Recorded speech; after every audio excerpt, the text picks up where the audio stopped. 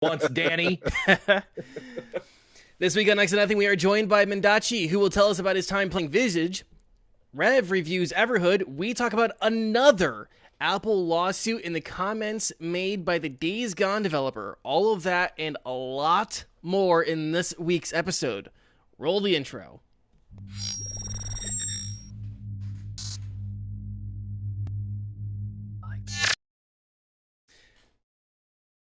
Welcome to Next to Nothing, a podcast for gamers on a budget. I am your host, Danie K. With me, as always, the wonderful, the beautiful, the Mr. Greenleaf. How you doing, Green? I'm doing fantastic, Danie. How are you? I'm doing really well. It seems like I am getting the hang of this new intro cycle that we have going on. So I am very happy with this. I'm digging it. Yeah. Oh, and guys, I am doing a lot of work behind the scenes. Like, these guys haven't seen any of it yet. It's looking real dope. It's looking He's real. working so hard. It's like a little worker bee. Just a little worker bee. I'm making a headphone jack look like a penis. That is my other co-host, the powerful, the beautiful, the Rev Sven. How you doing, Rev? I'm doing fantastic, dude. I'm glad to be back. Last week was really rough. For those of you who don't know, my dog fucking died last Tuesday. That was depressing. But I'm here this week. I'm back, and I get to talk about a really awesome game later. So, fucking A. And our guest this week, Mendacii, and that is correct, right? That's how I'm supposed to be pronouncing it? Yeah, It's yes it Versace. is. Mendacii. Mendacii, who I haven't really gotten acquainted with yet. So let me ask you, for myself and those who don't really know you, who are you, what do you do, and where can people find you? Who is your daddy and what does he do? So I'm slowly actually getting my name the same on every platform that I'm on, but on Twitter it's at Deus Runo. On Twitch it's Mendacii. Right now I'm just kind of brand new to the affiliate game. I started streaming 3 weeks ago and hit affiliate like right away, so I'm just like Weird screaming flex, with my head cut off. Yeah. Currently making my way through Doom Eternal, Disco Elysium Final Cut, and also painting tabletop minis and stuff like that, which are also on my. So, yeah, just a little bit of everything. Otherwise, You did cut out there just for... kind of hanging out. Nice. You did cut out there for a second when you're talking about your minis. Where can people find the minis? Sound like you're about to That say would Instagram? be. Yes, that was on my Instagram. Sorry about that. No, not a problem. Not a problem. I just wanted to make sure people got that. So, guys, go check him out after the show. And if you guys missed any of that, you guys can watch it on the VOD, or you guys can wait until the end of the show here live, where he'll get another chance to talk about himself. Like I said, if you guys miss any part of the show, you can find us on YouTube, Spotify, Apple Podcasts, and Google Podcasts. Every week we do have a question of the week, and this week brought to us by our new friend. The question is, what is the best FPS game? I apparently don't know how to type. What is the best FPS game in your... Let me fix this on the fly. What is your opinion? I would say probably, I don't know, Opinion. the best, I was about to say, the best FPS game in my frames per second is probably like a lower res one, because, yeah, you start running like better quality games at 30 FPS, and it's like, your FPS is shit for this FPS, so you gotta, So much FPS. you gotta FUX with Yeah. your FPS, like. Yo, Maybe dog, I like heard you like Turok? FPS, so I put FPS in your FPS. Or like Turok or like Blood, maybe Dusk, some boomer shooters, maybe. Yeah, dude. Like DreadX Collection The Hunt could run great at 30 FPS. We Hey, don't there want to you go. mention Dusk, because even the passing notion God damn it! of David Szymanski will send Rev into a fucking tizzy. I was gonna let that one slide. Oh, I wasn't. David Szymanski, why do you haunt me so? I know he responds to both of us on Twitter, so I'm going to send him that. Oh, my goodness. So, yes, let us know in the live chat. comment section of this episode, or you can even tweet at us. All of our ats are on the screen right now if you want to tweet at us. Menda, I'm just going to call you Menda for short, if that's okay. I mean, I get everything from men to Menda to Mendacii to Mendacii, Mendacii, whatever you want to call me, as long as it's not jackass or asshole. Hallelujah, it's raining Menda. I'm glad you did it because my immediate thought was to go to that too. Yeah, but I you, think that's everybody. but you played a game called Visage. Yes. Go on ahead and tell us about Visage and your time playing it. All right. So Visage actually has quite a ridiculous kind of gameplay scenario kind of put in front of the player. If you remember, Silent Hill PT came out on PS3 and you can't touch it anymore. It's just gone. The Forgotten Konami project with Hideo Kojima and Norman Reedus before they went off to Kojima Productions for, that game. And Guillermo del Toro was on it too. Yeah, Mads Mikkelsen, Conan O'Brien, many other people. So this was picked up by Sad Square Studio. They actually started developing it back in like 2015 through Kickstarter. And like it did fine, but like they just kept, oh man, how do I want to put it? Trying to add more, trying to push the limits of their Kickstarter, to which they did not fulfill. I believe it was 160,000 US was their end goal for additional endings and stuff. The game has 2 major endings, and it's a strange one, honestly. It does play a lot like that kind of first-person survival horror that PT was trying to shell out. And obviously it has like major inspirations from some like spooky movies. As we can see on screen, we're picking up like creepy like kid toys and things. The primary portion of the game actually takes place within this house, which is fairly large.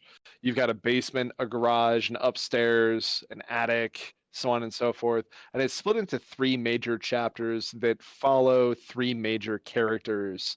And you're trying to figure out who exactly you are in relation to all these people while trying to survive the supernatural events going on around you. Overall, I would say that it's a really fantastic atmosphere. And it was actually probably one of the funnest experiences that I had playing with my fiance. Like we would literally play until we about shit our pants and then pass the control over.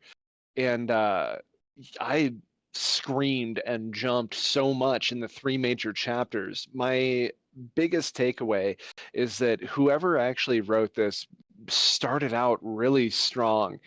And as the Kickstarter continued, it seemed like they started to kind of taper off. And the things that they do here, like we just saw the lights got turned off, all of the clocks say 3:33, creepy stuff. We have little to no source of light, but it's something that kind of continues to get repeated over and over. So I would say as you get about 4, maybe 5 hours into the game, you've seen about all the tricks that it has up its sleeve. The majority of the meat of this game comes from the 3 major chapters within it, though there's a mess of things that you actually can do and have to do in order to get the quote-unquote good ending in between these chapters just by navigating through the house. It used something that some people might be familiar with from other games like Eternal Darkness, a sanity meter that shows up in the bottom left corner. When something supernatural happens, you'll see like a big blood red blot. And as that stays, that is due to supernatural things kind of going on, freaking you out. And you'll start to see a brain kind of fill in. And if that gets too full, you'll get chased around by a very strange looking shadow goopy man. And like that's kind of spooky. But you'll find pills here and there to take to kind of like bring that sanity back down and deal with the supernatural events going on around you. And I would say that it's mostly successful in making you terrified about opening anything. The only thing that I can say that I wish it had more of is these intense like points or portions of a game, uh, because after a while you do get really, really used to everything. Um, but honestly, like it's a really fantastic time. It's currently $34.99 on the PlayStation Store, which is honestly not too bad. But it really just kind of depends, it's up to you. What is a video game worth to you? How do you measure a game's worth? I would say that it was highly enjoyable, though I was pretty disappointed in the ending. But the ride getting there was super fantastic, and I really hope that Sad Square continues to make stuff, because they really did make a super beautiful game using that Unreal Engine 4. Yeah. I'm looking at it. There's a lot of stuff there that is reminding me that this PT set a lot of trends in horror games, but there's a lot of stuff there that I'm recognizing from other games that I've played recently, like the Insanity Meter and all sorts of stuff. I do feel like I cut someone off. I don't remember who though. Oh, I was gonna ask a couple of questions, but I'll wait until you finish what you're saying. Gotcha. So yeah, it's interesting to see like these trends, and Visage probably is part of like setting those trends based on when it was released, because it was released October 2020. So early access, I guess, October 2018 is when it was released. Yes. So yeah, over the last couple of years, it's probably helped set a couple of those trends.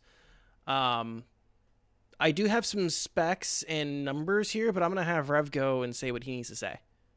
Okay, so I had a quick two-part question. The first one was, so I was actually under the impression, because I've known of Visage for a little while now, and I was always under the impression that it was like one of those just kind of, what is that, kind of like a pacify type game where it's like just like a cheap I didn't realize it was so in depth. So Yes, like how long of a runtime do you think it is? And the second part, Green, did you watch any of that gameplay, or were you looking away from the screen? Should I start first? No, you answered that question first. I want to hear.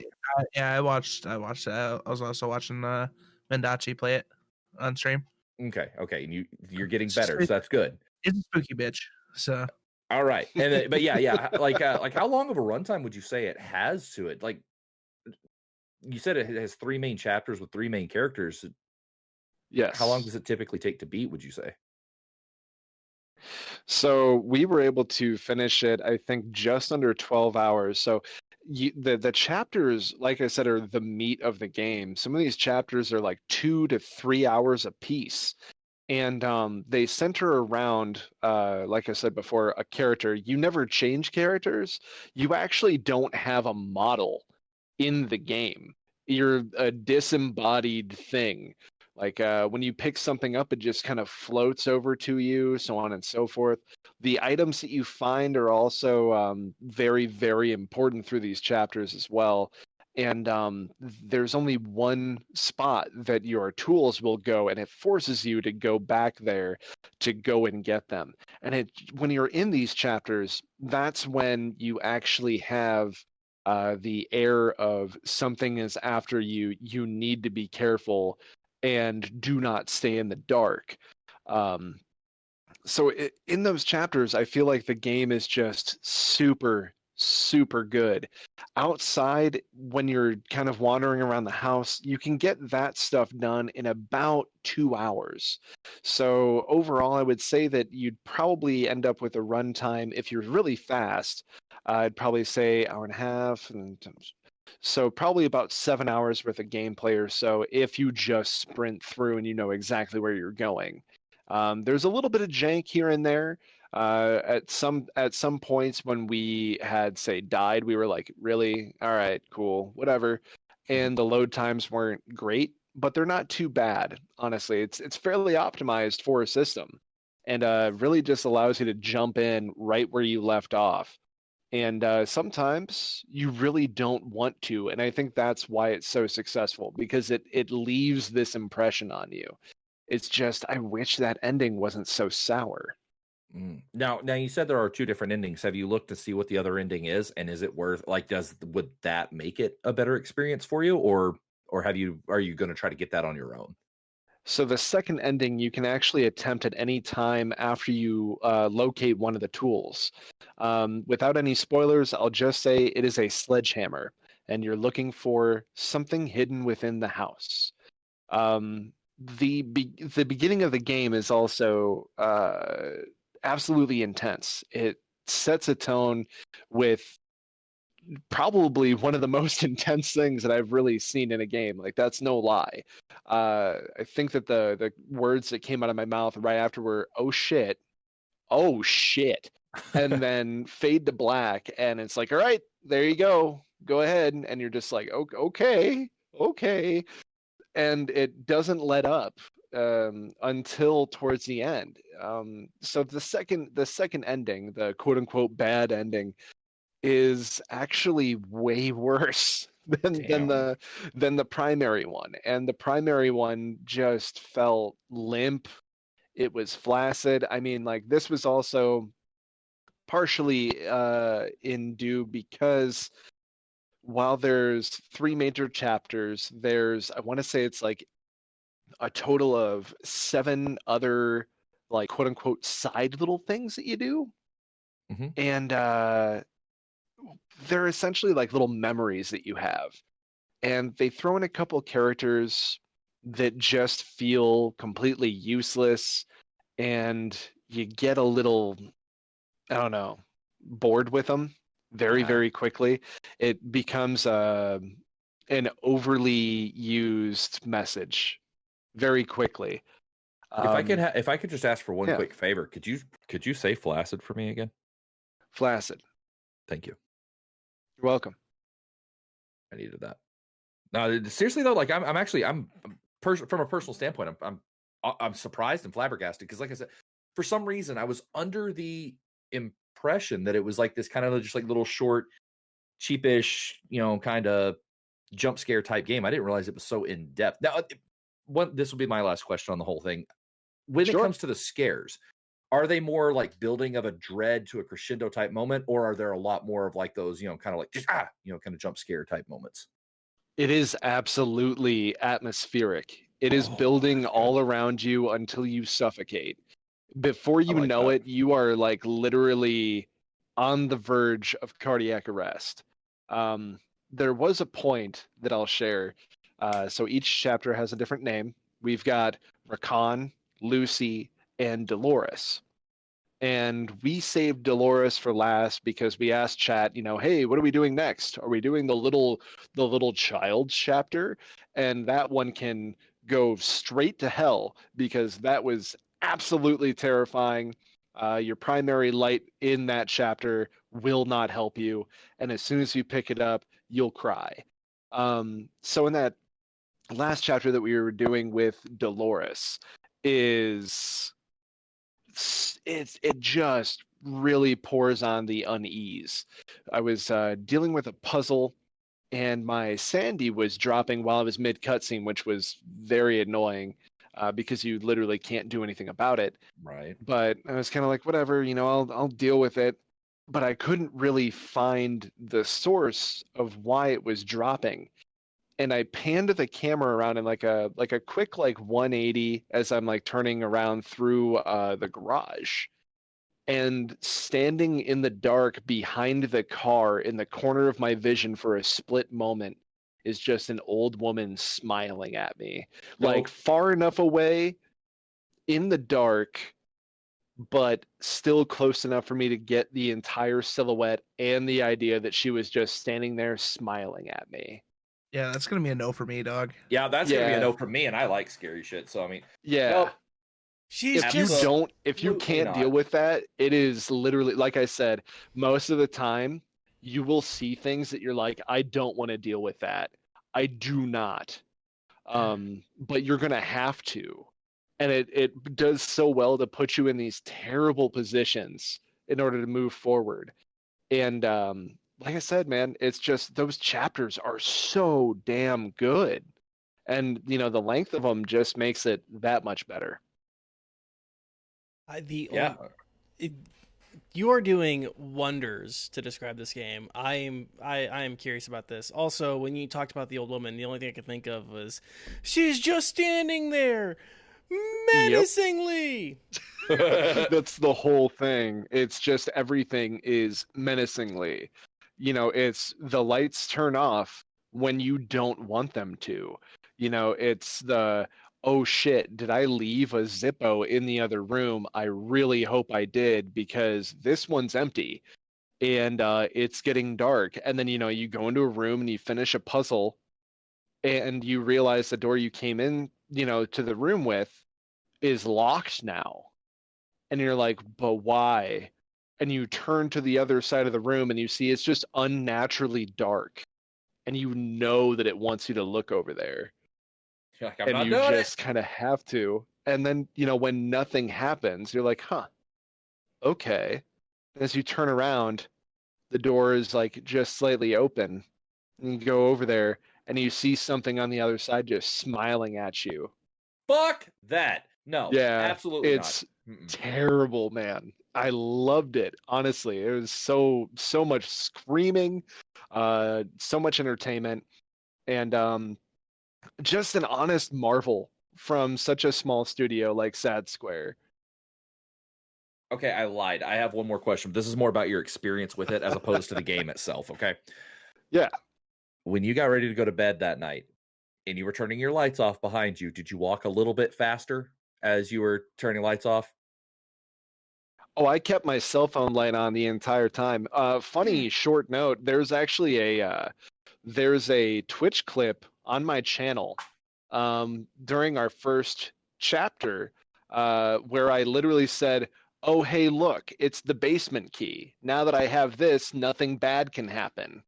Literally first time ever playing it, first time I'd ever gotten there. And I come out and I used to play a lot of first person shooters. And I still play some that are, but like not as intense. Like Doom is something else entirely. You have every tool that you need in order to get through it. With Visage, you have nothing. Even your run is a terrible like old man jog. So I, start to Phasmophobia. exit the room. Yeah, exactly. Exactly, Phasmo. So I exit the room, and as I'm exiting, I do my SWAT clear. So I start left, I look right, and I see a figure that I can just barely make out, and it is breathing on my face. You hear me scream, cuss, I jump, and my fiance, who's on stream with me, is like, "Yo, dog, you just broke our couch." So I also slept like shit because I hurt my ass. That's glorious. I'm going to look for that clip right now. Yeah. Yeah, it's a pretty solid one. I still need to actually add that as the channel kind of like preview, the trailer, if you will. So I've got some stuff here for Visage. Anyone that's interested in playing it, if Mendacii has sold you on the game, you guys can play it on PlayStation 4, Xbox One, or on Windows. If you want to play it on Windows, you need to have Windows 7 or newer, an Intel Core i3 or AMD Ryzen 3 processor, an NVIDIA GeForce GTX 950, or an AMD Radeon R7 3070. You need to have 10 gigs of space available and 6 gigs of RAM. It is currently retailing on Steam for $35 American. Its lowest recorded price, according to SteamDB, is $20 American, and that was 25th of June 2020, and it's gone on sale 9 times. So it seems to go on sale often enough if you are interested in picking this up. Nice. Yes. Summer sale is right around the corner. Oh, baby. Yeah, it was just on sale on PlayStation, I think, up until earlier this month. So we actually also got it for $20, along with the next series of spooky games that we'll be playing for the channel as well, which will be the Dark Pictures anthology. Nice. Oh. What is it? Little Hopes and Man of Medan or something like that? Yes, and Little Hope is basically a Silent Hill setting, while Man of Medan is like the movie Ghost Ship. Yeah. I wanted to play those. Never got around to it. Yeah, Supermassive does really good facial capture technology. Is just absolutely insane. So their multiplayer for those is looking fantastic, allowing you to play with up to 5 people online or on your couch in your living room. Nice. Rav, you said you haven't gotten around to Man of Medan, but you have gotten around to playing Everhood. Tell me about it. Oh boy, you want to talk about a hell of a game, my dude? Okay, so let me tell you a little bit about Everhood. Long story short, it's already in my top 3 favorite games of all time, and that's saying a lot. This game, okay, so the best way I've come to describe this game is if Guitar Hero and Undertale had a baby. It's like an RPG, you know, like what do they call those? I don't know if it's a JRPG or an action RPG. I don't know the differences in all those, but it's like an Undertale setting where you're walking around the map, you know, whatever. But the battles are all done to music. Like the music plays an integral part of the battle system, and you can do either dodges or you can do attacks. As you can see my pretty face up there playing it right now, live on YouTube. And but yeah, so the story has lore. Hold on, before I get ahead of myself, I want to let everyone know that this game, I have looked up and down all of the credits, all the producers, all the people involved in it, and Toby Fox's name did not come up once, and I'm still not convinced that he wasn't involved.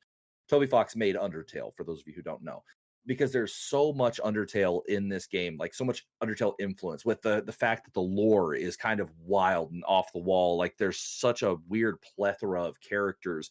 The setting itself just it screams Undertale vibes, but the battle system is what sets it apart. The battle system with this kind of like Guitar Hero-esque, you know, the notes are coming at you and you're either having to dodge them or jump over them. Part of the way through the game, you actually do start capturing these waves and having to send them back to fight things, and it's insanely good. And the lore behind it is so obscure that whenever you go to look up any kind of endings for it, it only tells you that these are the known endings, because nobody knows if they've gotten it all yet or not. But the storyline and the soundtrack are phenomenal. The battle system is great, and I'm working on doing another playthrough right now with a different ending. And the storyline, the replayability of it is through the roof. This game is $10 retail, and that is mind-boggling to me. Like it doesn't even have to go on sale. $10. Unbelievable. And I don't think it's on any other consoles other than Switch, but it's on Switch and PC. I could be wrong there, but last I checked, I do not believe it was on any other consoles. Okay, so it is only on Switch and PC. And it is an absolute must play. Like this one I can't get too much into without spoiling storylines and stuff like that, you know, making it to where it's like, oh, well shit, what do I need to play it for? Because this guy just told me everything. It is a 100% worth the pickup. You can get through the game probably in under 10 hours if you don't do a lot of sidetracking and exploring and stuff like that. But again, if you do that, you can change your entire story. And that's pretty cool. And you range from doing everything from like battling wizards to actually like playing a game of D&D with characters within the game. There are like little side games you can do. There's like a Mario Kart, not 64, old school Mario Kart type of level in it where you can earn extras and stuff that can play out into the story later on. I mean, it's just, the options are endless. It's fantastic. You could probably run the damn thing on a potato too, like almost every game I talk about on here. But actually, I was just about to bring that up. It looks like it does not even require a dedicated graphics card. It's a 64-bit processor minimum, Windows XP, Vista 7, 8, 10, 2 gigabits of RAM, 128 megabit for graphics, which pretty much every CPU that has onboard graphics is going to meet that. And then 400 megabytes of storage space. That's a little heavy, I guess, but no, I'm kidding. 400 megabytes. Yeah, in the amount of gameplay you get out of such little requirements in it is fantastic. It's so mind-bogglingly good. between, like I said, the storytelling, the battle system, and the music. There are Yeah. some levels where you have to fight like a mushroom and everything looks like you're on shrooms. So there are some visuals in this that apparently I haven't looked into this further, but I've been informed that there are some of the visuals in the game that were inspired by one of the creators having a seizure. I've seen that same shit when I did DMT. This game has a whole lot of like psychedelic visual, like legitimate psychedelic visuals to it. And oh my God, play it. It's $10. Pick it up. So I was going to This ATM fight is really reminding me of Requiem for a Dream with the old woman and the refrigerator coming to attack her. I completely forgot about that. That's hilarious. See, I was so focused on this refrigerator. For those of you who are watching, or not a refrigerator, this ATM that you fight reminded me so much of Flowey from Undertale in a way, like some of the faces it made, and even like the way if you look at any of the text in the game, it looks like it's the same text from Undertale. That's why I was sitting there the whole time like Toby Fox had to have something to do with this game. But he didn't. And it's crazy because, like, you know, I keep drawing these comparisons with Undertale, but in reality, it's like I hate doing that because it makes it feel like I'm almost borderline saying it's like a ripoff of Undertale when there's so much that does set it apart, although the influence is clearly there. You know, because I don't want people to think, oh, it's just like an Undertale knockoff, because it's not. There are so many things in there that set it apart from Undertale that it's so fucking good, dude. Like I can't get over it. It takes a lot for a game to jump into my top 3 after the first time playing it. And that did it because of everything, like the art style, because I love indie games like that. You know, like I love that. That's my bread and butter. But music is also a massively important part of any game that I like. That's why Undertale and Cuphead are also in the top 2, because the soundtrack's just fantastic. I love Cuphead. Yeah, I mean, the same. You know, it's what inspired me to get into indie games. And this game right here is like a culmination of that. Like that music, that battle system that's unique that you don't see in other games, the art style, and then the lore and the storytelling in it are all just amazing. Yeah. So real quick, because I don't think you got too much into the combat, and I want to get into it a little bit here, especially for the people who weren't able to view what was happening on the screen. Could you describe how the combat works and what makes it so satisfying to you? Okay, so if you're playing, we'll just use the standard battles as an example, because there are some things that do change depending on who you're fighting. But as the combat works from the get-go, my chair unlocked, it scared the shit out of me. I thought it broke. That's been happening a lot lately. But anyway, so like the battle, you're sitting there facing away, almost like Mike Tyson's Punch Out. Your character is standing there facing away from screen on what appears to be essentially a fretboard. And and you've got 5 spaces that you can occupy down this fretboard. You know, like far left, slight left, middle, slight right, far right. And as the music is playing in this game, to the beat, these notes are being flung out at you across these fretboards, and they can range anywhere from taking up 1 slot to taking up the whole row.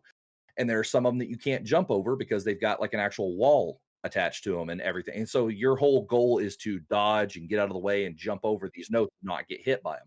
Now, if you get hit, you'll lose some HP, but if you can survive for a few seconds, it'll replenish on its own. So it's like, depending on your difficulty setting, like if you have it set to really difficult, you're not going to heal very fast. But I was able to beat the game on hard on my first playthrough. And so it's not too intensive. But yeah, so you're having to dodge essentially the musical notes being thrown at you across this fretboard, and they're all different colors and stuff.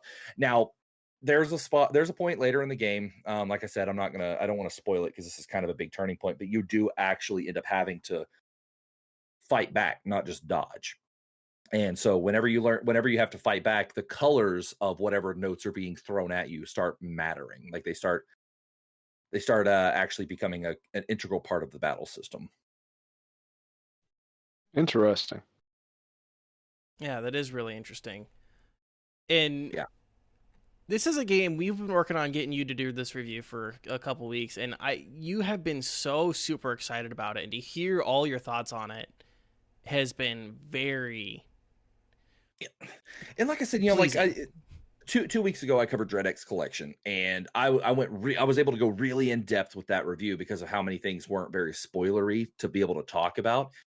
this game, I can't get too much in depth with it. Otherwise, I start spoiling things. And there's so much magic about going into this game blind that you absolutely have to. But what blows my mind the most about it is that at base price, it's $10. Yeah. That is just flabbergasting to me. I didn't, because I bought it. I think I got it on sale. I think it was like $7.99 when I got it. And I didn't even bother looking at the original price because I was like, I'm getting this game. Because I'd heard some other people talk about it. Duty Beard and Double Agent Smith have both played it, and they've sung its praises. And we kind of have similar tasting games. And so I had to check it out. I was like, screw it, I'm going to pick it up. And I got it. And I was like, oh my God, what a steal. You know, like you want to talk about getting bang for your buck. This game is it. Yeah. So I'll definitely be grabbing that ASAP. Yeah. Rev, Worth it. that's something you obviously really enjoyed that a lot. Green, you didn't enjoy the COD Warzone Nuke event as much as Rev enjoyed Everhood, huh? No. So Warzone got an update this last week, moving into season 3 of like the whole Black Ops integration. So they started it with a nuke event. The nuke event was like broken into 2 parts. The first part was like zombies are overrunning Verdansk. You become a zombie if you die. And then the whole goal is to like be alive and extract. But in the end, no one actually extracted. They just blew the map up, which ended up being, it didn't blow up Verdansk. It rewound time 40 years, right? to 1984. Yes. Yeah. So, which and I'll get into that in a minute. But the nuke event itself, like part 1, was awful to the point where I didn't play part 2. Like I played it, it was okay on the first go. Like it was like, yeah, this is kind of cool. Then it showed the cutscene of like the nuke going and exploding, and then like every other playthrough, like I think I played it twice, and I told the people I was playing with that I would rather shove a pine cone up my ass than play it a third time. But that's not saying much though, because I've seen you do that like on 16 different occasions. So it's not like you dislike that. Yeah, it's not a good time. I said pine cone sideways, actually. If we want to clarify, that makes more sense. Okay. Yeah. So yeah. So it was the event. The part 1 was awful. I reserved part 2 to just watching someone else play it, which I mean it was okay. Part 2, you actually had you go to the other map, which is the Rebirth, which is Alcatraz. You're essentially trying to capture like the nuclear launch. It's like 10 minutes before the nuke goes off in Verdansk. So you capture the device that launches the nuke at Verdansk, and then you get a title saying Destroyer of Verdansk. But then it shows the cutscene of the nuke shooting over to Verdansk, and then rewinding time to 1984, and then taking you into the 1984 Verdansk map. So that was kind of, it was kind of, not the best event. Well, a lot of people were excited that they were, talking about instituting a new map, and Verdansk 1984 is just Verdansk, but with a few differences, So it's like that's a huge letdown. Whenever you thought you were going to get like an entirely new map, and you don't. I do have to say it is a breath of fresh air though. The map is, technically a reskinned 80s theme Verdansk. The color and lighting is a lot more vibrant though. Like it looks a lot better. It's not so like difficult to see like characters, especially like for anyone who plays Warzone. The rose skin is like an all black suit operator. It's almost impossible to see them in really dark areas. With the map changes and the color and the lighting, it's really easy to see them because there's not a whole lot of actually like super dark places to hide. So that is a plus. So they also added new points of interest. So like the dam isn't a dam anymore, it's a bridge. And then there's like a radar, it's called Summit. It's got like a big radar dish, and then there's like gondolas that go to and from. Oh, like cable cars? Yeah, exactly. So like so there's more areas that you can actually like loot at. More places to actually fight versus dam was just a dam, and a fire station next to it. That's it. Right. So these new points of interest are really nice. They're definitely spice up those areas that previously were not really liked. There was a refinery tank someone spot. It was like one of the more popular places that my group liked to land. It's actually like an actual refinery plant now, with several new buildings. So they've added a lot of like points, like good points of interest in the map where previously it was really stale. So it seemed like it was more like a backdrop before this. Exactly. It's just like here's a couple locations where now it just kind of feels like an actual place. Over here is a rock. It's not just a boulder; it's a rock. So, but they did introduce 2 new guns as well. The PPSH, which is a Black Ops, I think 1 or 2, or no, World at War. One of them. It was really popular in there. It's essentially like a German Tommy gun. It's okay. You unlock it at level 15 of the battle pass for free. Like it's the free version, so you don't have to actually pay for the battle pass to get it. And then they released the Swiss K31 sniper. It's like a marksman sniper. A lot of people are like, "Oh, that's going to be replacing the Kar 98," which is another popular marksman rifle. You get that at level 30 or 31 of the battle pass, regardless if you pay for it or not. It's a free item. My biggest thing with this is the gun balance. They did a lot of nerfs and buffs to a bunch of different guns. Most notably the FFAR and the AUG from Black Ops Cold War. So those guns are like everyone considers a meta. There's no real gun that's actually like a meta weapon right now. Like a lot more weapons are viable. So like you're not dying to the same thing over and over again anymore. It's a good change up. I think it's right now the gun balance is the best it's been since the game launched. So that's my biggest plus of it. And plus you don't have people hiding in dark spots. So, which I just want to mention, the fact that you say this is the best gun balance that we've had since the game has launched is really saying something with the amount of, I mean, I think you were about ready to quit the game over the DMR. No, I was about ready to quit the game with the FFAR. Because like the DMR was bad, but it was primarily longer ranges for like when I was dying from it, which I could actually fight back with my HDR or Kar 98 because I always ran a sniper. With the FFAR, it was just the moment someone looked at you, you're dead. If you don't see them first or you don't see them at the same time and pray to God you can get to cover, you're dead. So it got to the point where like I would get shot in the back. There's absolutely nothing I could do. And I'd be instantly dead and I would just be angry. And incredibly frustrating. Very frustrating. Like there was one time I was streaming Warzone.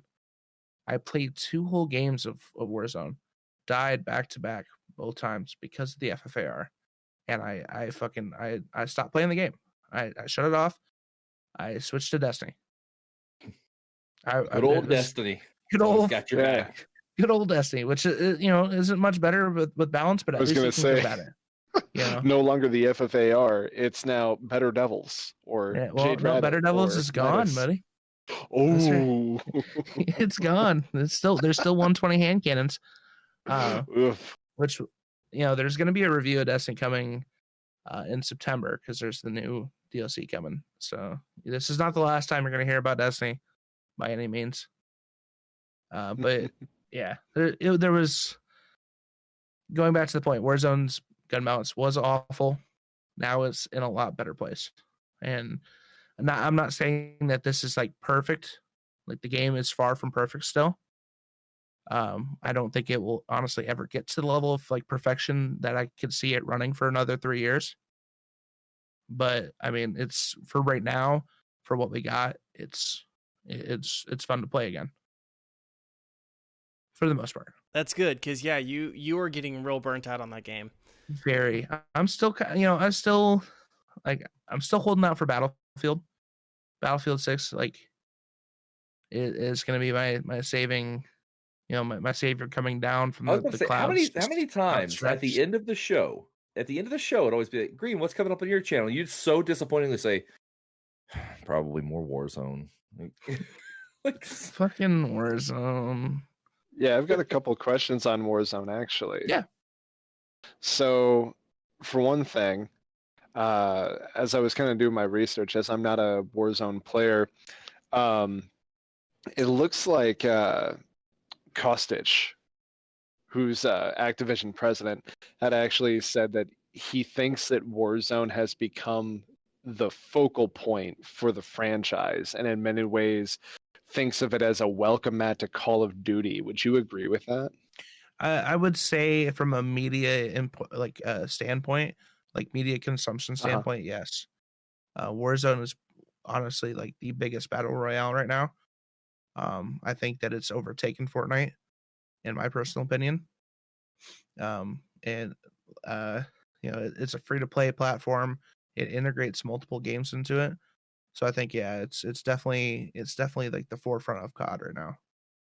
And I think it will continue to be that as long as people buy into it.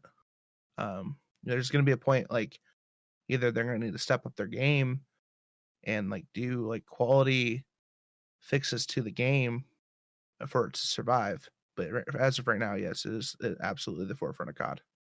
Yeah, and it's like Call of Duty has been the best-selling first-person shooter in America for 12 straight years, and now with this like Season 3 update, they've just hit 100 million players.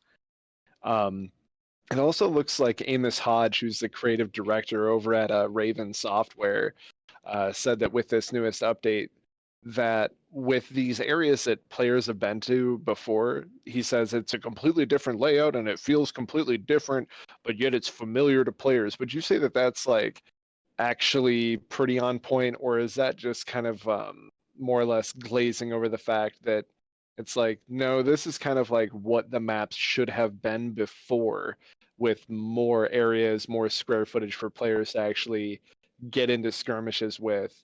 Like, do you think that before it was like, yeah, this'll do, and now it's at a place where it's like, okay, this feels like an actual finished map? I would definitely say, like, when it would first launch, it was fine. Like, there's those points of interest that they added that don't necessarily feel like they're sticking out, or like they've like, it feels familiar. Like you said, it does feel familiar. Because you're going from one zone to a different zone that's new, but it still incorporates that same space and it incorporates it well. When it first launched, though, the map was massive. Like, for a battle royale, that everyone was used to, like a much smaller map. So like there was so much to see and so much to do, and so many places to like explore. And so why take the back streets? Yeah, exactly. So never gonna shine if you don't glow. Exactly. All right, Smash Mouth, let's chill. So yeah, I would definitely say that like it was necessary. I thought that it would be necessary like several months ago. Mm-hmm. But you know what they say, better late than never. A lot of people wanted a new map. That was like our biggest thing, though. Like, people were like, "Oh, we need a new map." And then Activision's like, 1984, though. So we've got that neon. We got that synthwave and bulletproof mullet, baby. Hell Hell yeah! yeah. It's purples and pinks and vaporwave all day. Speaking of which, I have a game that perfectly fits that description. Touche, sir. Good segue. I'm trying to get better at those. Angerfoot Solid. is a game that I've played recently. Angerfoot is a first-person time trial game where you beat up low-poly goons and thugs in a vaporwave crack den. I'm gonna let that sit with you guys for a second. I like it. Well, yeah. I'm so here Anytime for you it. say vaporwave and crackdown in the same sentence, it's like pop. It's by Robbie Frazier, Luke Wolther, and Jason Sutherland, and it was made for the 7-day FPS challenge on Itchio, which coincidentally is where you can pick up this game for free. According to the page, you can pick it up for Windows, Mac OS, and Linux. The game has 10 levels, each of its own. Basically, it's a shooting gallery on each level where you must kick and shoot a variety of enemies, like the alligator with a baseball bat. You know, everyone's favorite. There's Grover from Sesame Street, but he's got a gat. There's McGruff, the crime dog's brother, who really likes illegal Uzis. There's a weird dude with a shotgun. And, you know, I said, you know, there's everyone's favorite, the dude with the bat. But really, everyone's favorite is the pigeon who plays like MW2 like a bitch. With his fucking riot shield and goddamn pistol. I'm absolutely in love with this. But, you know, like that's not just Modern Warfare 2. That's Warzone. Warzone still has riot shields and pistols. The game is fast paced and is meant to be a test of your aim and agility.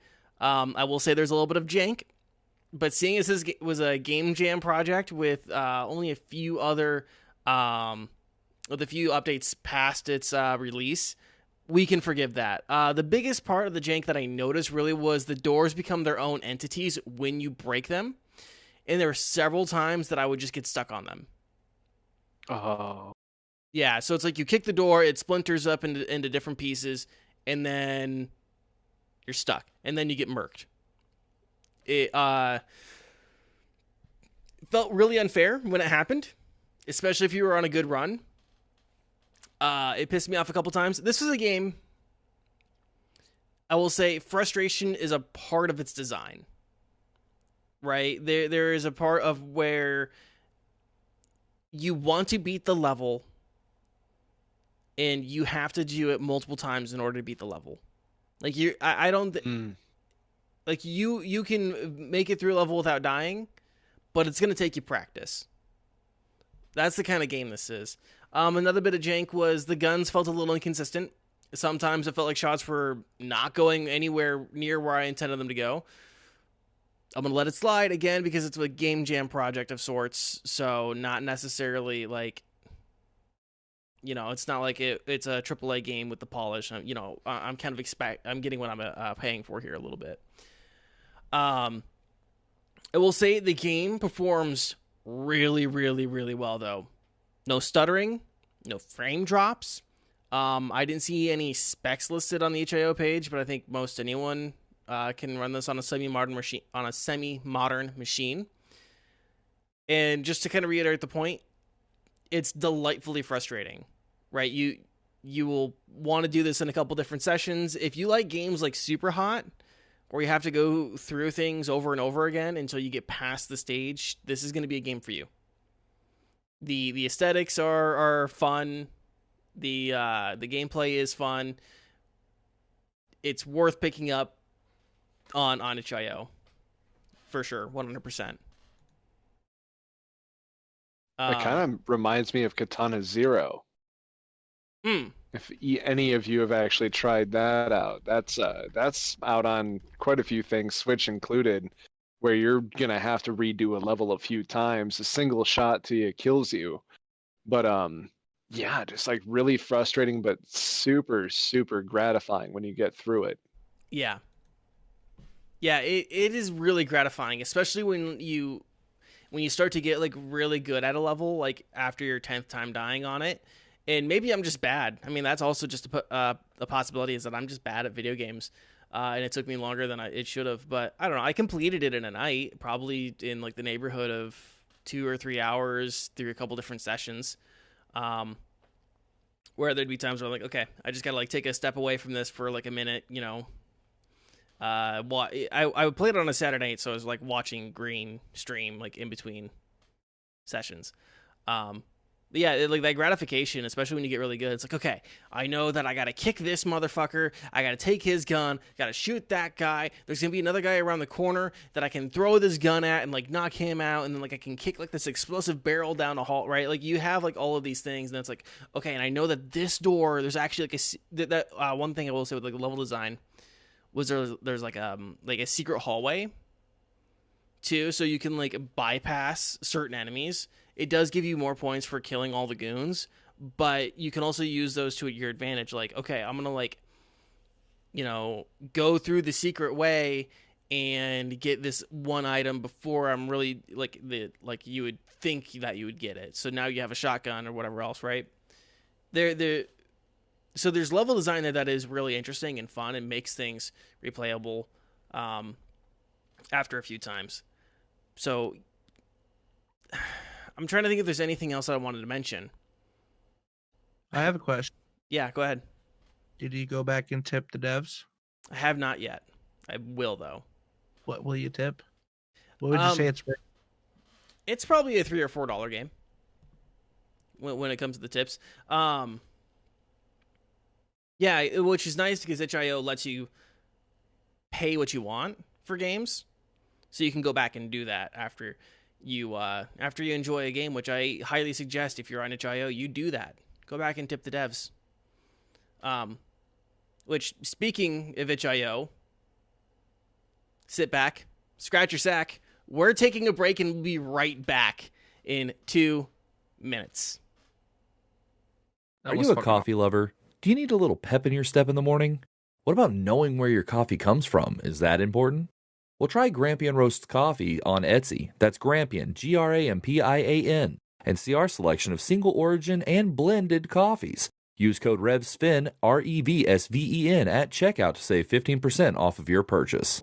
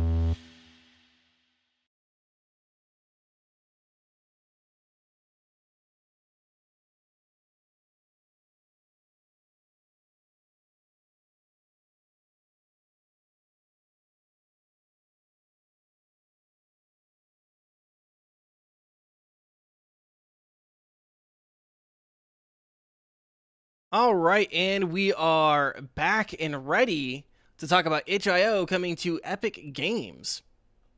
That's such an interesting thing for me that just kind of came out of left field.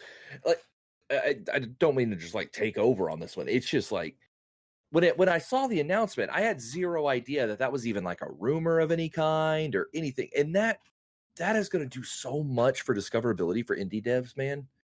Yeah, it's going to be great. I'm excited.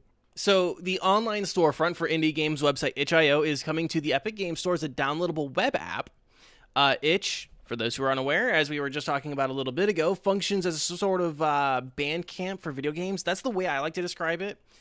A really good description too, actually. Yeah, that's kind of spot on. Yeah, so it's where video game creators, students, other indie devs can post their projects, demos, and other works for free. And even they can set up a pay what you want model, which is something I'm always down for. This is something I really do appreciate, is the pay what you want model, because it lets customers decide the value of a product for themselves. And it's not reliant on having to cover minimum costs to host on the storefront, right? It's not like Steam or Epic Games or, name another, GOG, where you have to price the game in order to cover your costs just to be on the storefront. It's just a model that I really like. We've talked about Itch in the past several times. Usually when I'm like really low on like topics or games that I like, if I haven't done a review in a while because there's just isn't much interesting to me, I usually hit Itch.io, especially because a lot of the games and demos are free. An Itch representative told Polygon, quote, "Bringing the Itch.io app to the Epic Game Store will give us an opportunity to widen the audience of people who can discover the diverse collection of indie works that we host." So exactly what Rev said. It's going to do a lot for indie devs. The app is going to be independent of Epic Games Store, and Epic will not be taking a cut from the purchases made on the app. Some industry analysts are pointing out that this is a sign that Epic is trying to create their own app store and not just a games storefront. Because if they were just trying to create a games storefront, why would they host another games store on their storefront? I don't have much of a take on this other than it's good for Itch. Same. Although myself personally, if I'm exploring Itch, it's usually on the browser. I don't think I would look at it through another app or launcher. It's just not the way I personally use it. I don't know. Rev, how about you? I can definitely understand where you're coming from on that, because it's probably the same for me. For instance, like let's take another, like a completely separate situation that kind of matches up with this. They released a website called streamladder.com where you can plug in your own TikTok or your own YouTube. Oh, my God, fucking Twitch clips to make TikToks out of them, right? Like, and it helps streamline the process of building it for you. That is a super easy thing. But because I have been doing them myself in my own editing software for so long, as easy as that is, I still do it my old way. So with Itch, I could see that still being the thing. I think this is a better move for people that don't really have as much of a foot in, like people like me and you who just get on there and browse all the time. So I think it's going to be a better move for something like that, because I'm with you. I'll probably just as soon continue using the web browser. It's easier for me, because also I always forget that my Epic Game Launcher even exists. I can't tell you the last time I played Rocket League because I forget that I even have Epic Games, and so for me personally, I'm on the same page. I think it's just going to be easier to continue using the actual web browser. Yeah. Green, do you have any thoughts, opinions? I've never actually used Itch.io, so I mean, my input's not hugely valid, and I'm in the same boat with Rev. I hardly ever remember that my Epic is a thing until like I restart my PC and I start getting notifications from Epic, like, oh, you've got 5 friend requests from, little Timmy who wants to play Fortnite with you, even though you haven't played Fortnite in 2 years. So, yeah. Yeah. Menda. I've got a spicy one for you. Oh? Okay, so here's the thing. Between Rev and Green, forgetting that you have Epic is kind of a mainstay, I think, that comes with PC gaming. When we hear about a game release, since we all love indie games so much, let's talk about Hades for just a short second. Hades first dropped on Epic, and people pretty much didn't even pay attention to the fact that it had dropped. It was on early access for quite some time on stream, but the finished game dropped on Epic about a year ahead of when it did anywhere else. And the numbers that came in for sales are right around 11,000 to 13,000 downloads for that game. As soon as it hits Steam as well as Switch, it shoots up to many tens of thousands, over 100,000. And that's simply because I think that Epic has brokered itself a really poor name to anyone that actually games on PC. You know, we're looking at these Kickstarter snipes that happen left and right. When I see Itch going to Epic, I can see games like, just because we already talked about Angerfoot, what if Angerfoot was more polished up? What if there was more to Angerfoot? And what if Angerfoot ended up having, say, around the lines of like 50,000 downloads? When Itch is part of Epic, Epic is able to see this. Epic can then go and be like, hey, we're going to buy Angerfoot for blank check. You tell me how much. Literally anything. That means that your studio is now a studio and can continue to make games. You can't say no to that, which is how Epic has been going about their business for years. Everything between them and Apple has also just kind of continued to flush their name down the proverbial toilet. When it comes to allowing it to come there, I think that it's fantastic. Like Rev and I believe that everyone is saying, these indie games can actually get much more attention. There's probably people that didn't even know that Itch existed before it hit Epic. However, I am worried about that, where we're going to see Epic essentially just kind of cherry picking titles that are doing super well on Itch and then just turning them into, hey, look at the thing we found. You know what I mean? I think it was 4 years ago as well. Might be wrong on that, but Itch actually did a April Fool's joke where they put their app up on Steam, and Steam just took it off by the end of the day. So it's really odd to see them actually come to Epic, but again, like I'm just so on the fence about it because I do worry that Epic is just gonna go ahead and yoink some titles off of there, but we'll just have to see. Yeah, so you think it could be like a farm league almost? Like Oh, this absolutely. Itch is the farm league and Epic is the big show. Man, Angerfoot, you guys want to come to the big show? Let's, come on. We got some cash for you. You're afraid of that. Yeah, exactly. Like, stay tuned for Anger Feet.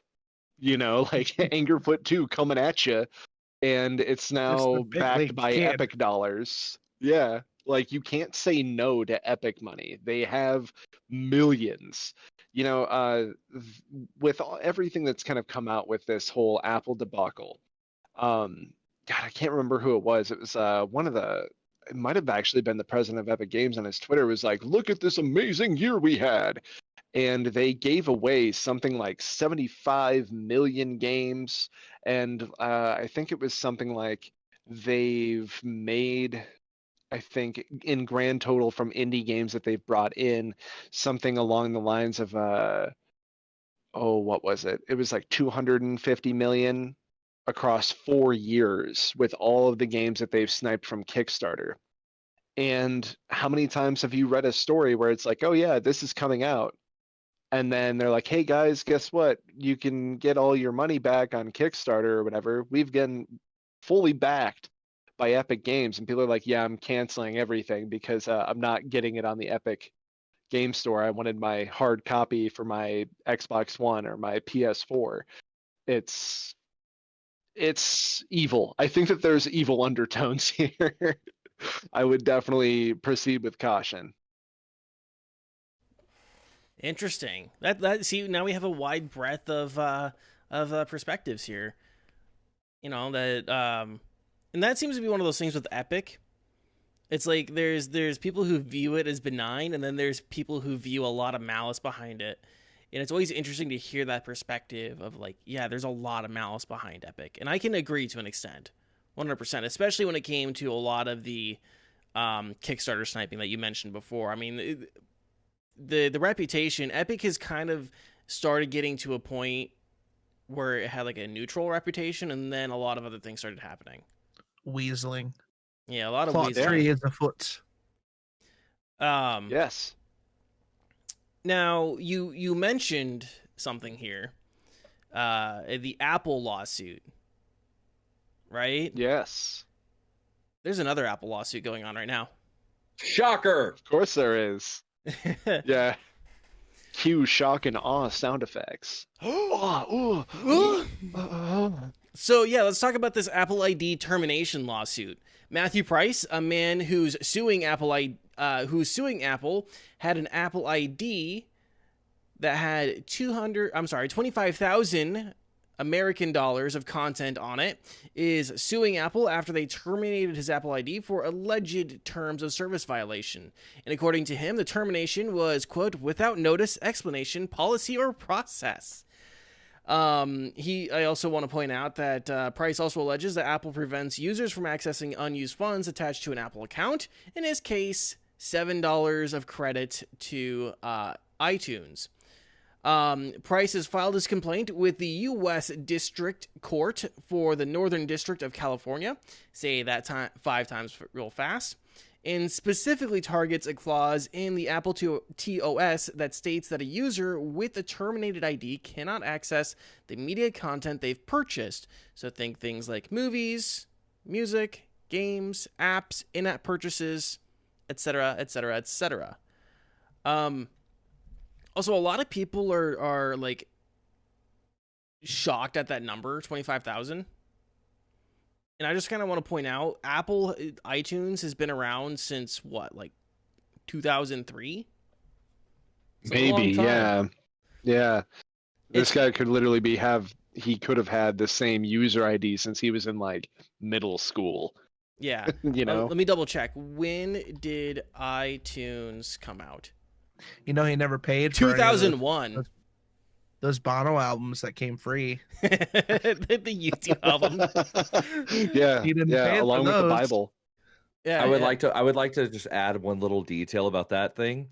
So Lowe's got iPhones to do scannings and stuff like that around the store, and every one of those fucking iPhones at Lowe's had that U2 album on them, even though they were like a commercial like hardware thing to scan products and do searches for like in-store shit. And nope, that U2 album was on there. Yeah. I wish it was that one. This one didn't even have a fucking recognizable song on it. Yeah, it was a trash album.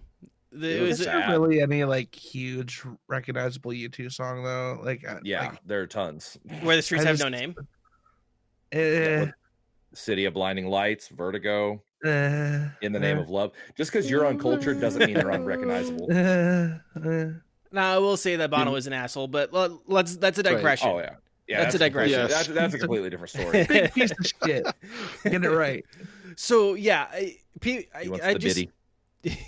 I did see people who were like, 25 grand? How did he spend 25 grand? Well, if he's had his iTunes account, his Apple ID since 2001, that's 20 years of album purchases, movie purchases, games like that. I don't know how long Price had his Apple ID account, but it's very plausible. That's just what I was going to say there. It still seems pretty steep though. I don't know. It is, but at the same time, I'd like to see how much money I've spent on my Sony account, honestly, with, over 4 terabytes of games ever since PS2, and like getting my PS2 games like through the PlayStation Store back on my PS4 Pro. And it's like, I'll get my PS5 someday and, continue to buy digitally. I would like to point out that on average, if he did get his account in 2001, he would have had to spend on average $1,250 a year on iTunes. I bet that I spend that on games. He may have been renting, or he may have been buying movies though. Movies are a lot more expensive. Oh yeah, I do have to say, like Apple does have a lot of apps in their app store that do cost money as well. Yeah. Like, Yeah, it's a email lot of stuff. subscriptions and shit. Mhm. Yeah. So about the clause, Price and his attorney said, quote, Apple's unlawful and unconscionable clause as a prohibited de facto liquidated damages provision, which is triggered when Apple suspects its customers have breached its terms and condition. The lawsuit later says that the clause and resulting terminations are, quote, unfair, unlawful, fraudulent, and illegal. They also claim that they are in violation of regulations in California regarding customer rights. Price wants his suit to hit a class action status and seeking a jury trial and a permanent injunction barring Apple from the allegedly illegal behavior and restitutions of funds lost during the account termination. Also, I just want to point out that a unlawful, unconscionable clause as a prohibited de facto liquidated damages provision just sounds like verb salad or noun salad. It's definitely court salad, that's for sure. Yeah. It spells money. Yeah, I should have actually asked some people who I should have asked some lawyers to see what the fuck that even means. Because it sounds like all it is and I'm sure this is what it means, but it's just like, I can't use my money anymore. Like, I spent all the money. Now I can't use it. It is kind of weird that they're essentially just like, yeah, we'll hold on to this money for you, pal, but you can't get your money when you need it now. Right? Yeah, especially when and you had mentioned this, and my source didn't say this was one of the linchpins, but the fact that he had money on his account and could not get it out. Yeah, they're not a financial institution. They can't do that, actually. So, yeah, like, they either settle with a class action lawsuit or it moves to a federal thing with literally everyone that had money in their accounts. And now you can get in very big trouble. Yeah. Yeah. So this is gonna be like my last little take, then we can kind of go around the horn here. Menda, I'm just gonna make sure you're not a lawyer, right? So I can say that none of us are lawyers. Yes, that's a correct assumption. Okay, so none of us are lawyers. This is all armchair bullshit. I have no idea what the situation in California is. But I will say I do find this to be really interesting because it really gets into the heart of ownership, what it means when things are digital. And personally, my opinion is by all rights, he should be able to get restitutions for those purchases. They were made with the intent of permanent access to that content, and barring it from my mind constitutes theft. And I've always kind of thought that. I've always thought it was weird that if you had money on an account or if you spent money and had a license that was intended to be permanent and it was associated to you and they terminate you from their service, that they somehow just get to keep that. This is what happens when you don't read the terms of service, my guy. I know. Because here's kind of where I kind of thought about it. I'm like, if I bought a Blu-ray from a store and I bought that and then they took it away 5 weeks later because I shat in their urinal, right? I bought the game. 5 weeks later, I go back to the same store after already buying the game or the movie, the Blu-ray, whatever. And then I go and I shit in their urinal. Are they going to go into my home and take the Blu-ray back? Right? Like that's almost what it makes. That's almost what it feels like to me. But in digital content, somehow that makes sense. It's something that's always kind of bothered me a little bit, and I've pondered legally, but have never gone much deeper. So I'm interested to see where the lawyers are going to come from, what they're going to cite, and such, and see what it's going to mean for digital ownership around the country, especially here in the States.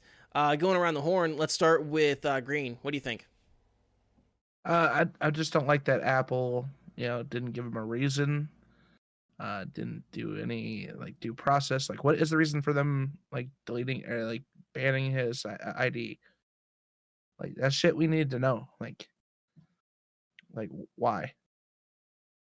And to have someone who spent that much money on like Apple transactions, just for you to say, the company to say fuck you, you can't touch this shit anymore, is kind of disturbing. And as I've been saying for a long time, fuck Apple.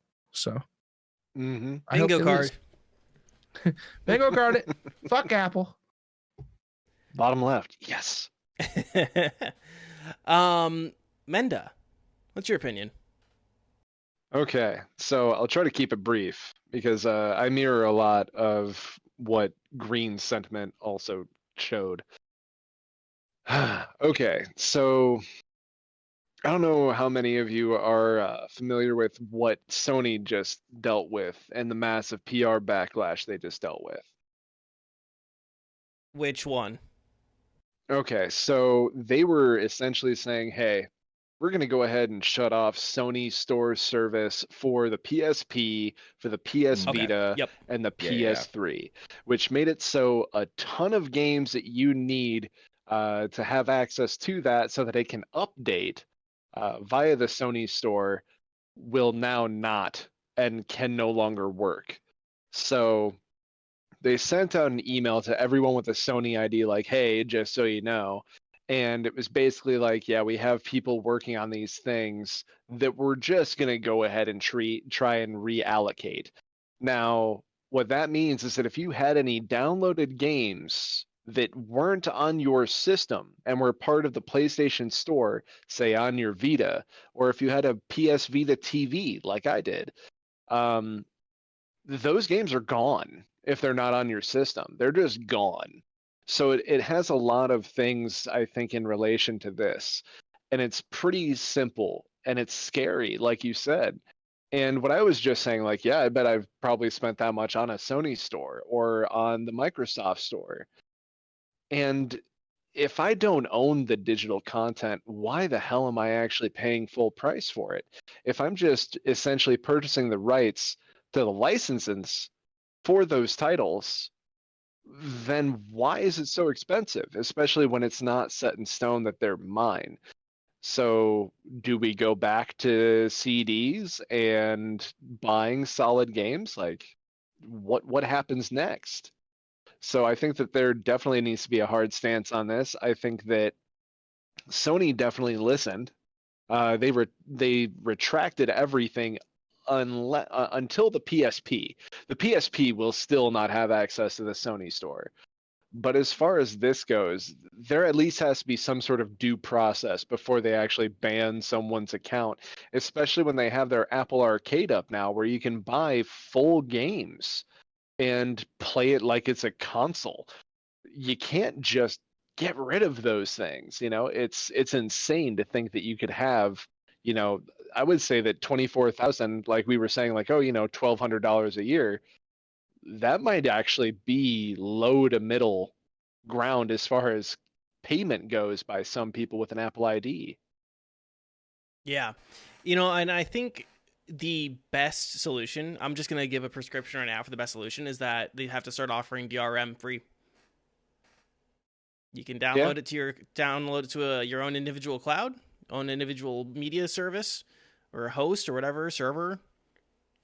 I think that's something that this is probably going to end up I think having to offer DRM free versions of things for permanent ownership is going to be a huge part of what happens in the future. Rev, I agree. Padre. Well, I mean, I pretty much mirror the same sentiment as everybody else. It's all been said already. My opinion is the same. It was a shitty move.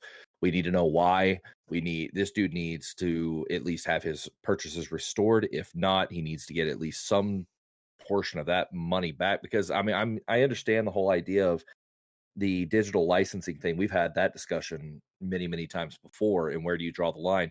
And also, where at in the terms of services did he agree, that nobody read, that they could do this at any given time for no reason? I mean, is it like a whole right to work state type of situation where they can just do that without any kind of due process or anything like that? And if so, if it comes out that that's true, you may see a lot of people back out of Apple just on the situation. Like, because I'm not going to say I'm not saying Android couldn't just turn around and do the same thing.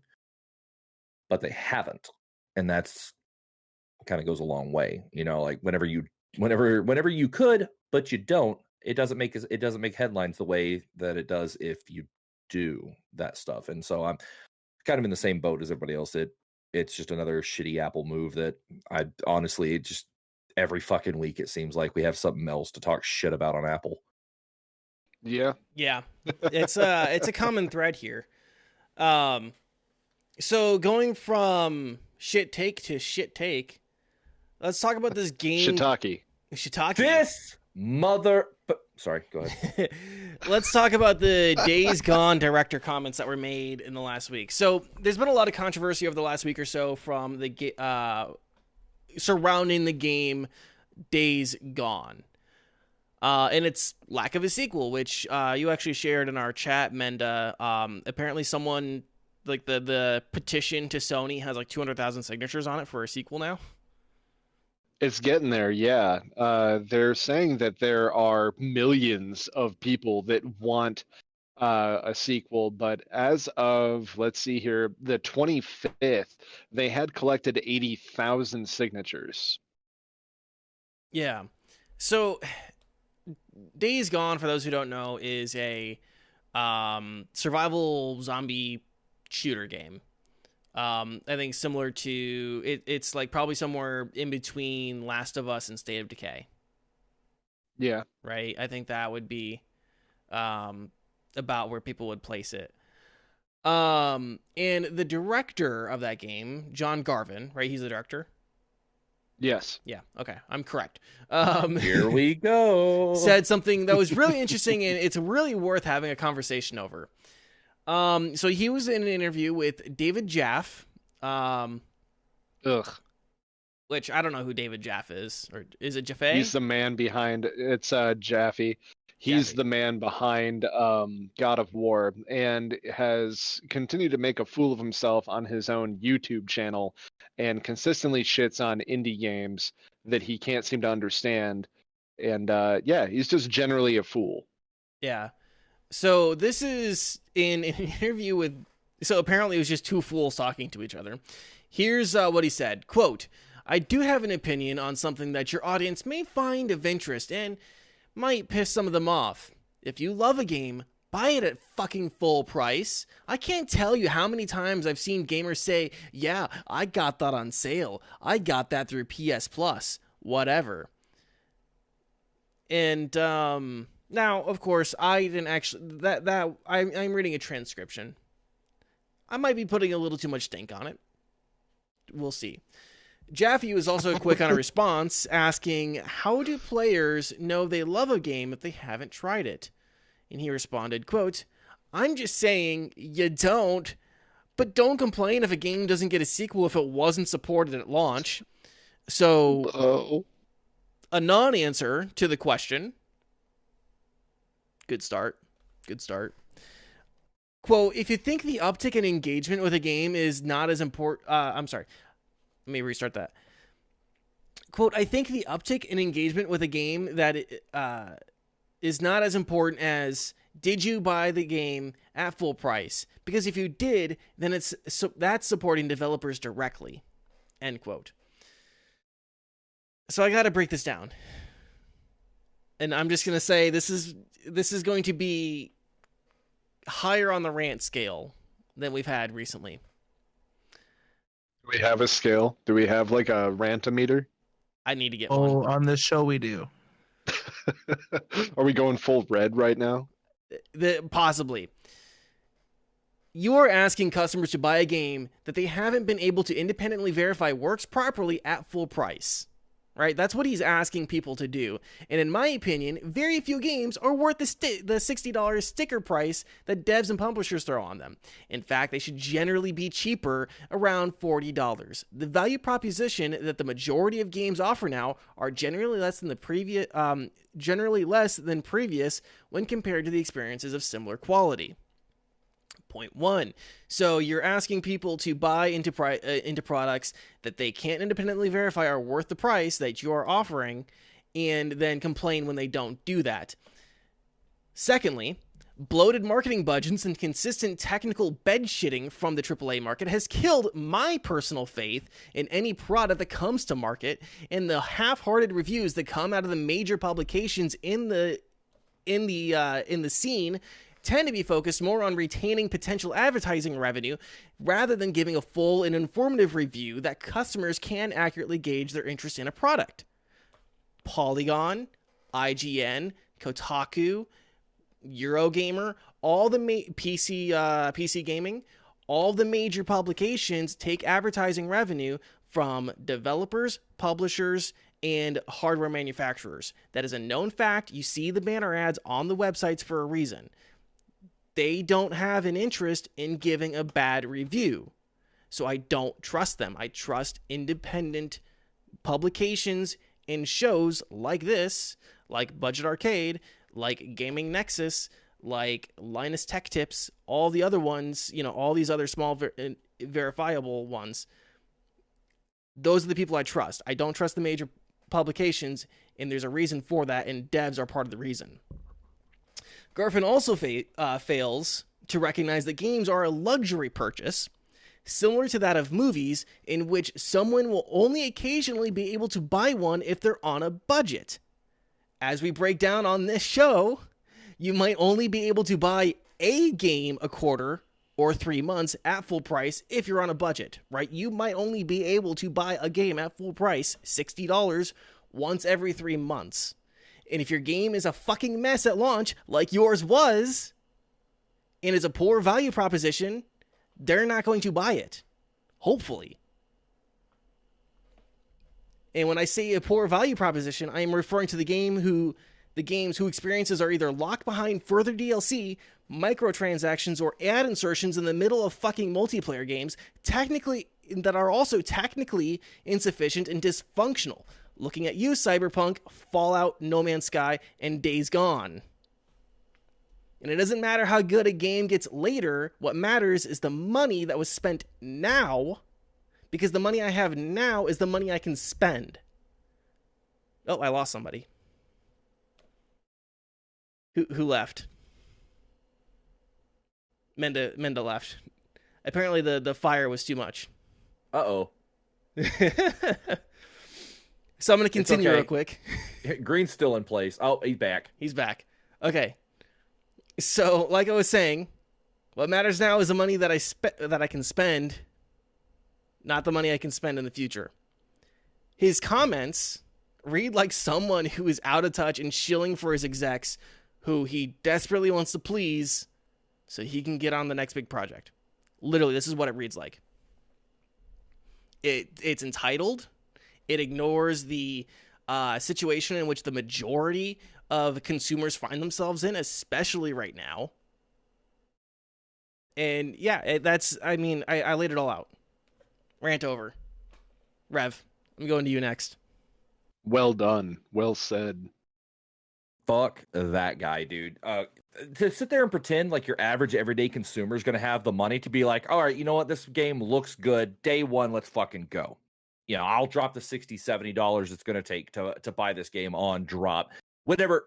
The entire state of the gaming industry is essentially now, especially with AAA titles, release the game, fix it later. Who the fuck's going to buy that fucking chair? Who's going to buy a game like that in good faith, knowing that, because you could end up with a problem like Anthem where it doesn't get fixed later and just dies in the water. Could you imagine spending $60 fucking for a game that you get to play for a little bit? It's trash. They don't fix it. Then they claim they're going to fix it later, and they said, you know what? Never mind. You just lost 60 fucking. That's a lot of money for your average everyday consumer. Dude, to sit there and be completely tone deaf to what your average everyday consumer can do with their money by just saying, you know what? We can charge this. We'll fix it later. They know we'll fix it. The fuck we do? We don't know you're going to fix it later.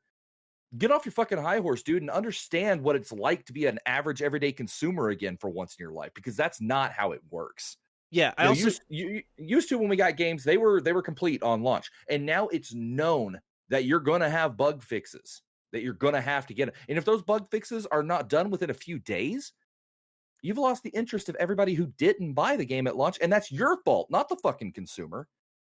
Yeah, and then real quick, I just want to point out my average grocery bill a week is under $60, right?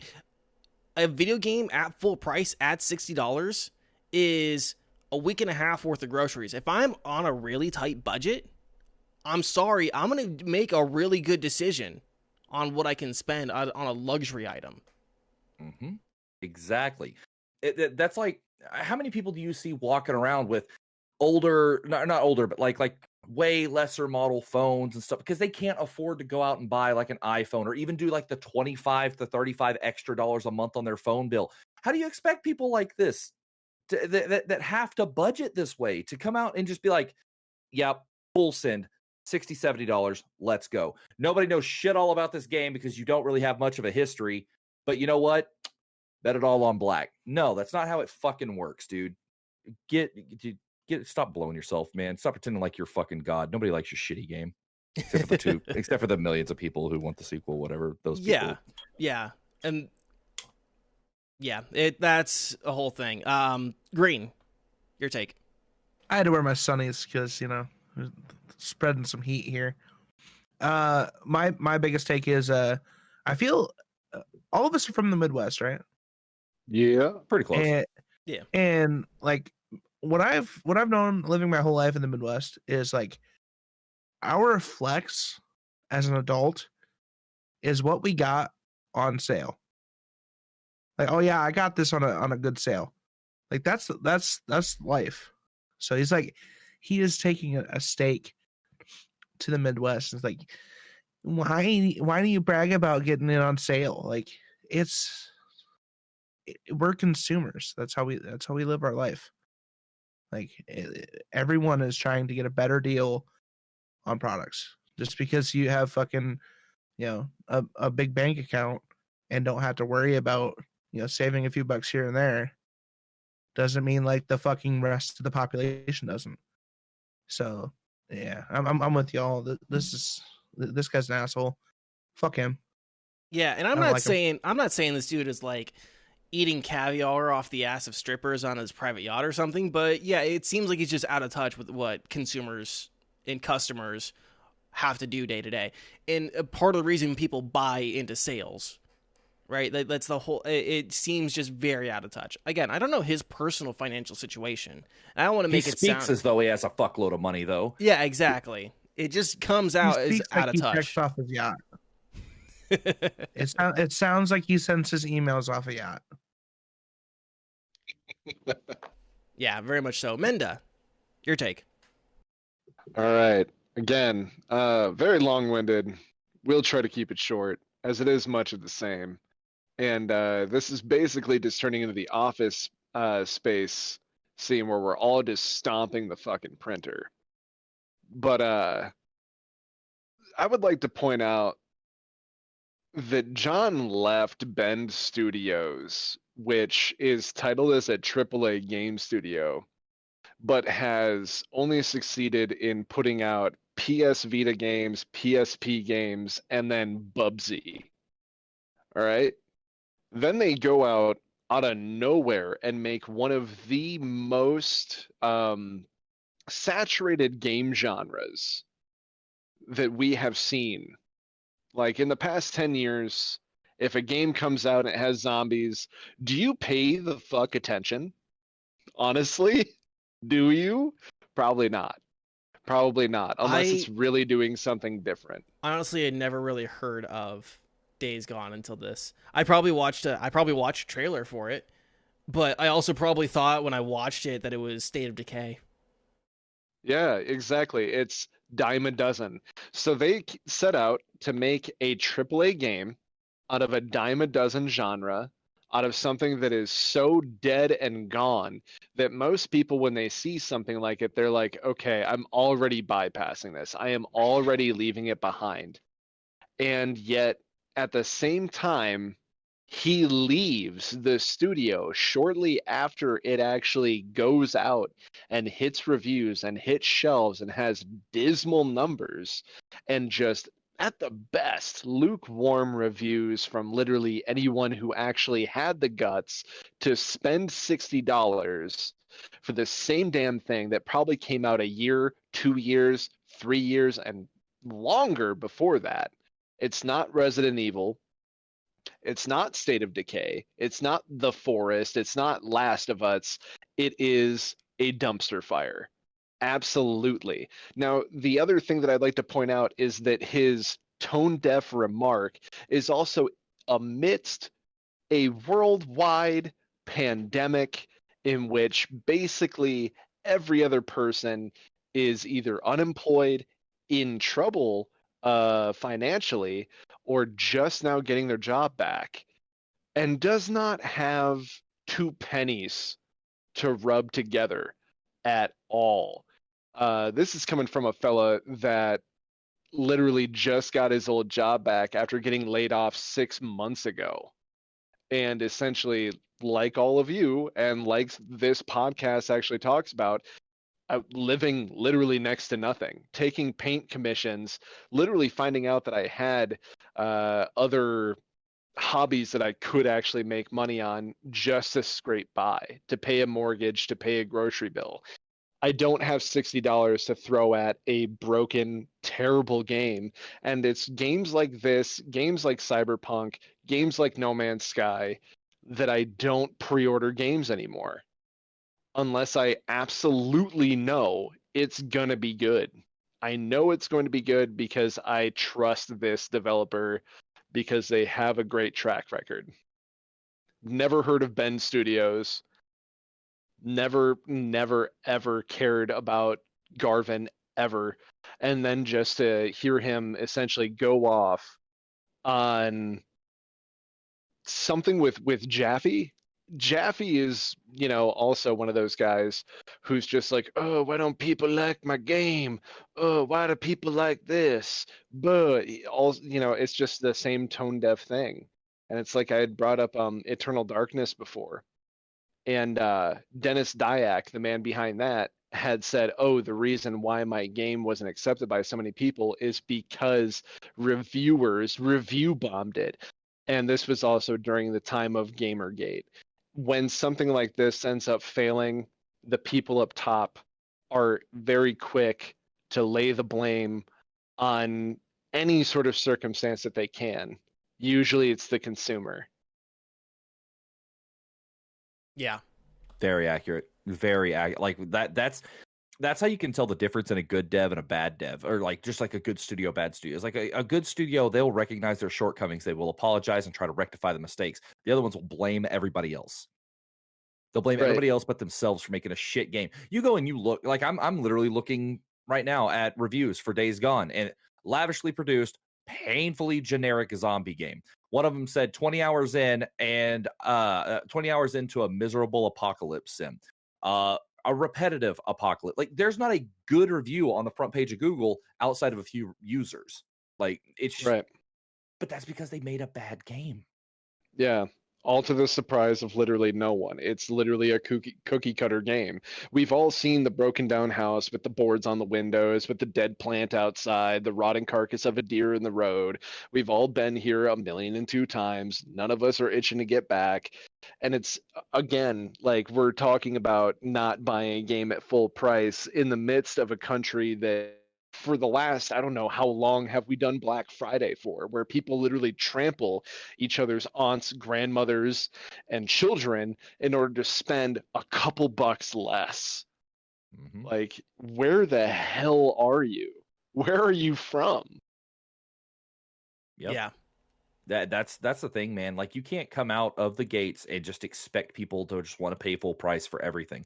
Like, that is like some top 1% shit, like that's, again, like I'll circle back to it and for just basically to summarize my whole thought is, this man is out of touch with the average everyday consumer and what they can and can't spend money on a given day. Yeah. Or even what $60 is worth. Yep. He has no idea. He, I mean, like we said, he sounds like he's sitting there sending emails from a yacht, and he's just pissed off because nobody bought his game at full price, and now he can't afford his second yacht. Fuck you. Yeah. Prick. Hard agree. That was cathartic. Do you guys? Dude, fuck that. It was, wasn't it? Did you guys get like that post nut clarity? Yeah, like my heart feels lighter. Yeah. It's like when you finally nut, you and your partner just had it great, and like you just sit there and you just mind's clear. That's kind of what I feel right now. I think the Yeah, word you're looking for is proverbial high enlightenment. five. Yeah, Nirvana. Runner's high, enlightenment. It's been a while since we've really just shat on someone, like really fucking ranted. So Yeah. Ah, Which I know there's gonna be a lot of takes, and I'm really interested to hear other people's takes on this. Let us know in the comment section of the YouTube. I will respond. Critique my opinion. Critique all of our opinions. I will respond to all of them. On that, I'm looking at the clock. We're running long. Let's go ahead and wrap up the show, starting with Menda. For the kind folks who have just joined us recently, maybe didn't catch the first part of the show, tell the kind people out there who you are, what you do, and where people can find you. well, for one thing, I really appreciate y'all having me on Next to Nothing. It was really great. Just even being able to find the podcast, going back through, listening to a few episodes, being able to take some notes as far as how to be a better consumer as far as like this massive market goes. And I just really appreciate everything that you guys bring to the table. And I think that it's a really great setup that you have here. Wonderful personalities, really great strategy, and it's just been a fucking blast, to be honest. As Nightbot is posting, as well as Green, thank you so much. Yeah, that's my Instagram there, where you can see the minis that I learned how to paint because I was out of work for 6 months, and that's the hobby that I turned into a side job to do as commissions to be able to pay for my house. And then I've been streaming, shot up really, really fast, still trying to get the ropes. But you can check me out on Twitch. I've got a schedule for Wednesdays, Fridays, and Saturdays. We're getting through Doom Eternal on Ultraviolence. We're getting through Disco Elysium, the final cut, nice voice acted everything. We're currently a communist art critic cop, and it is fantastic. And then on the weekends, we were playing spooky games, myself and my fiance, and you can come and hang out, chat with me, hear me shit my pants on stream. Just really good value add there. And then also, I'm starting to post a little bit more on Twitter, but I'm also trying to, at the same time, remove myself from the toxic, poisonous, awful place that is social media. But it's just been really fantastic being here with you three, and I really appreciate the invite and the wonderful chat. Like you said, very cathartic. It's been nice.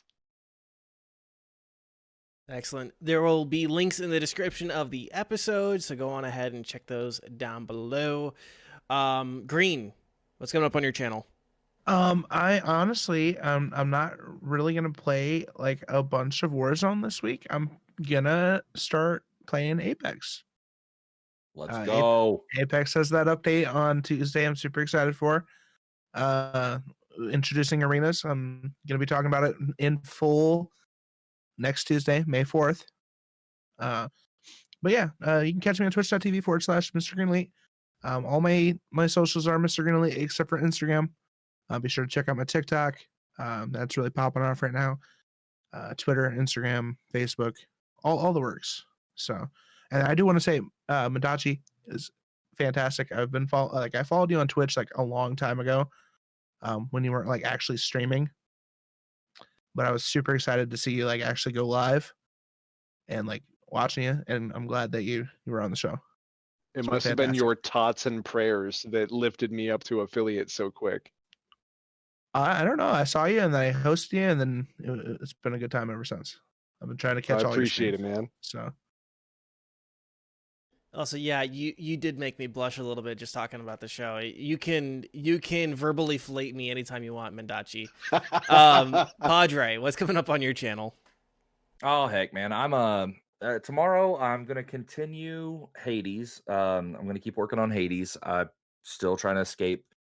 Tomorrow night, Zebo's Funhouse. Gonna be getting real weird with it. I'm gonna go all out. I'm gonna do gratuitous amounts of caffeine and get real weird with it because I have some people I'm wanting to pitch some stuff to, and I kind of need to be on that headspace. After that, I'm going to be working on finally getting the after party playthrough on YouTube, as well as continuing streaming Everhood's New Game Plus on YouTube this weekend. I've started streaming on YouTube every Friday night around 8:30 Central, and then continuing that on Saturday if things play out. My schedule is probably going to be changing soon though, because my wife has got a new work schedule, which is going to be beneficial. Thank goodness. Aside from that, you could find me literally anywhere at RevSpin TV, except for on Twitch and YouTube, which is just RevSpin. I'm so Dope. excited for Zebo. I've been waiting for him to come back. I love Zebo. So is he. He's been chilling, waiting. He's like, dude, when's my fucking turn? I'm like, don't worry. Fucking love it. Always catch a Zebo stream. Yeah, Zebo. Yeah, you got to watch a Zebo stream if you guys haven't. It's something that you should at least watch once. It is one of the wonders of the world. Like until you see it. Listen, guys, I'm wearing my good shorts. I really can't afford to stab a hole through them. Okay. I love Zebo streams. I cannot emphasize it enough. So, I Danny, appreciate that. what's coming up? I've been really into a game called Enlisted lately, so I'll be playing more of that. I might play a little bit of Apex after the new update, so I can give some thoughts on it at a later point in time. I am working on an Enlisted review right now, so I'll probably be playing that Thursday night. I'm not sure what I'm going to be doing this Friday. I was playing Shadow of Mordor, and I rage quit. I hated it. I got to a point. I got like 5 hours in, maybe 6 hours in. I couldn't do it anymore. So I don't know. I'm looking for a new single player game. Might be BioShock 2. I still have Void Bastards on my list to do. I also have Metro Exodus. I'm not sure. Not sure what I'll do Friday night.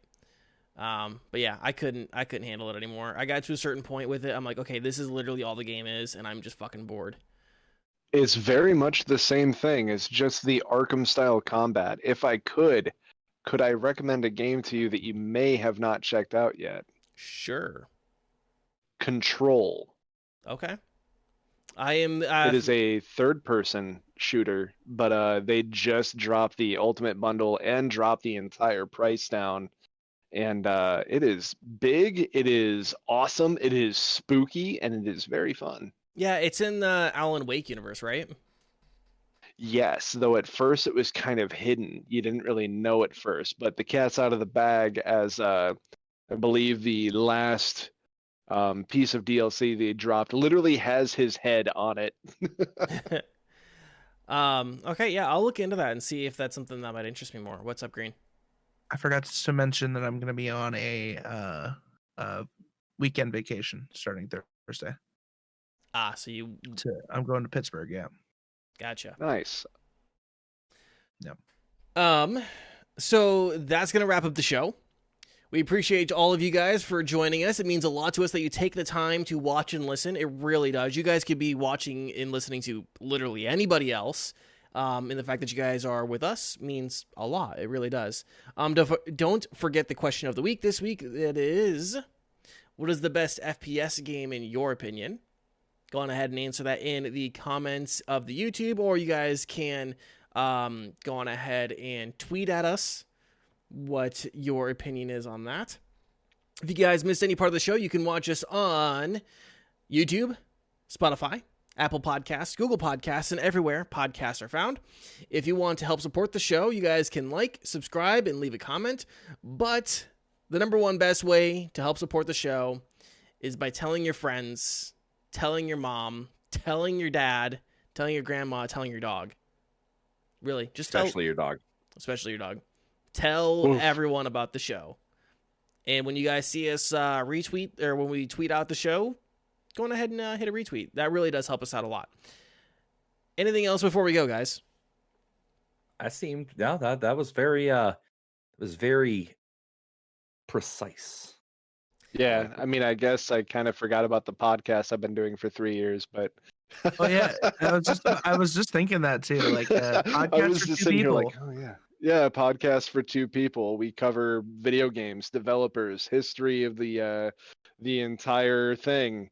I did the entire history of how arcades got brought up and like all of the everything.